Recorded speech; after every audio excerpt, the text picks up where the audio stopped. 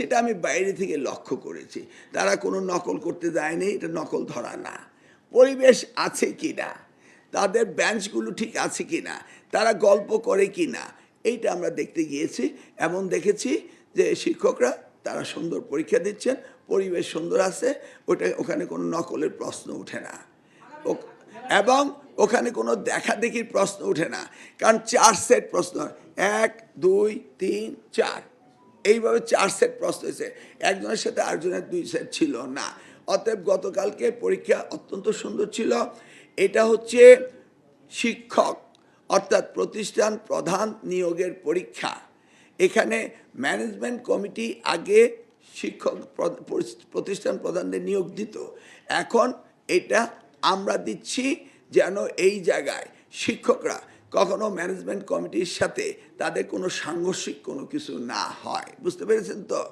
এবং আমরা চিন্তা করছি ওদের ভাইভাগুলো শেখানোর জন্য নেপোটিজম ফেভারিটিজম না হয়, সেই জন্য আমরা ভাইবার কথা চিন্তা করছি।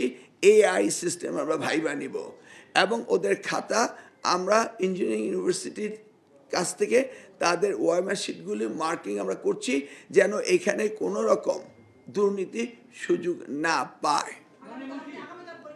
আগামীকালকে পরীক্ষার ব্যাপারে আমরা যতটা সম্ভব গার্ডিয়ানদের সচেতন করেছি, ছাত্রছাত্রীদের সচেতন করেছি। আমি আশা করছি প্রশাসন অ্যালার্ট। এখন পরীক্ষা কেন্দ্রে দেখতে যেতে তো হবেই, এই যাওয়াটা তো ওইটা না যে তাদেরকে ডিস্টার্ব করা। যারা যায় দে হ্যাভ কমন সেন্স যে ক্লাসরুমে ঢুকে ডিস্টার্ব করবে এমন কোনো প্রতিনিধি যায় না। যায় কে? একজন এমপি যায়, সে কি জানে না? সে তো তার সাথে সাহাবা নেয় না। যায় কে?